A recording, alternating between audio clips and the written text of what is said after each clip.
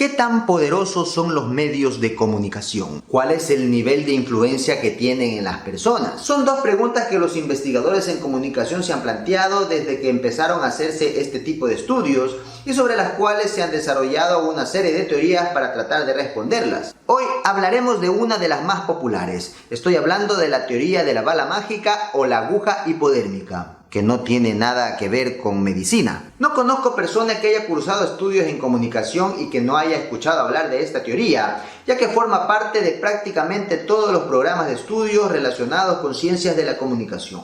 ¿Quieres saber de qué trata? Quédate conmigo que a continuación te lo cuento.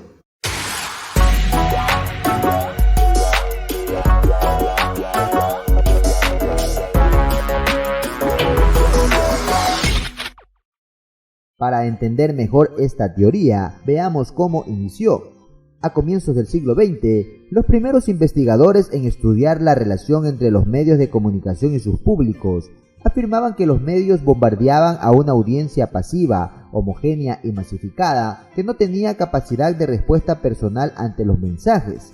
Para ese entonces, no era posible imaginar que las personas tuvieran respuestas distintas frente a un mismo hecho. Es así que Harold Laswell condujo una serie de investigaciones sobre la influencia de la propaganda en la participación ciudadana durante la Primera Guerra Mundial, que concluyeron con la idea de que los medios crean un estímulo que se inyecta en el receptor sin una instancia de intermediación, es decir, con una conexión directa entre la exposición a los mensajes y los comportamientos de las personas. Todo esto bajo el concepto de bala mágica, que luego recibió otros nombres como teoría de la aguja hipodérmica o teoría de la transmisión en cadena. Es importante advertir que Laswell no utilizó la palabra modelo o teoría para referirse a su hipótesis.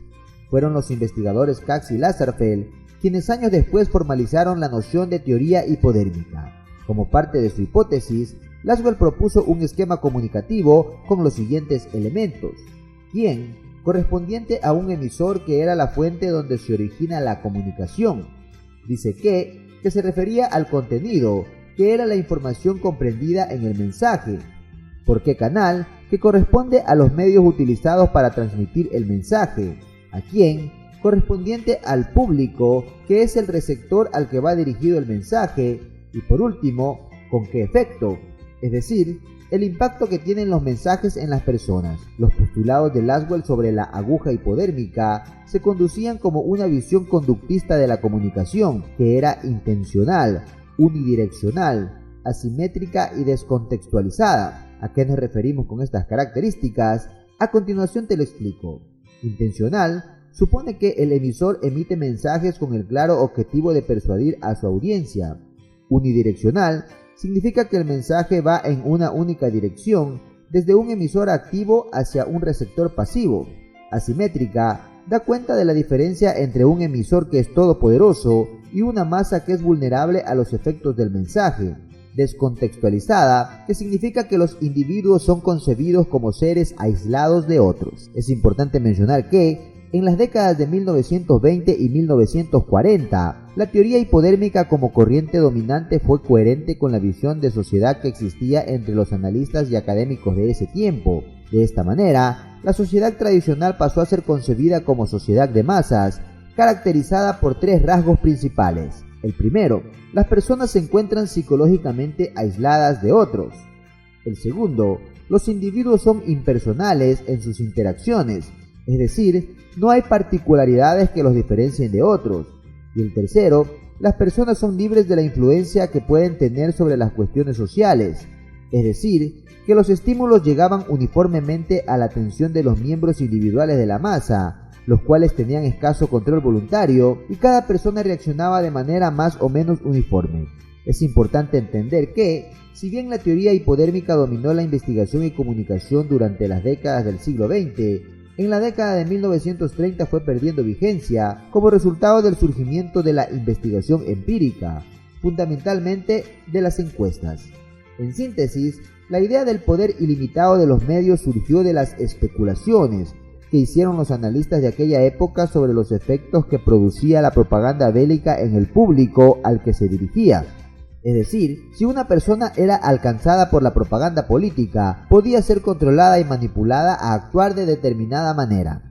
Pero tiempo después, muchos investigadores notaron que se trataban de especulaciones sin un sustento empírico riguroso. Por ello, hacia fines de la década de 1930, comenzó a pensarse que este esquema era inadecuado. Otros investigadores como Cantrell demostraron en 1940 que aunque las personas comparten pautas de comportamiento, no todas reaccionan del mismo modo frente a las informaciones. Como consecuencia, se dejó de lado la idea de instinto, fuertemente instalada en la concepción de la comunicación propuesta por Laswell, en donde la población reaccionaba como una masa homogénea ante los estímulos de la propaganda, sin un razonamiento que mediara entre ambas instancias, y se la reemplazó por la noción de actitud, basada en la tendencia psicológica que surge de la evaluación positiva o negativa que hace una persona sobre algún objeto o entidad particular. Esta nueva perspectiva dominó el campo de estudios de la comunicación durante décadas. La teoría de la aguja hipodérmica ocupa un lugar importante dentro de la historia de los estudios de las ciencias de la comunicación. Sin embargo, con el pasar de los años, sus postulados han ido quedando obsoletos y han sido reemplazados por nuevas ideas. Sin embargo, toda persona que estudie o piense estudiar ciencias de la comunicación debe tener conocimientos al respecto, debido a que en algún momento de sus estudios se topará con ella. Hasta aquí el video del día de hoy. Si te ha gustado, puedes apoyarme de 3 formas. 1. Dándole me gusta. 2. Suscribiéndote al canal si aún no lo has hecho. O 3. Compartiéndolo en tus redes sociales o con alguna persona a quien pueda serle útil. Mi nombre es José Luis López y este es mi espacio para estudiantes de comunicación. Nos vemos en un próximo video. ¡Chao!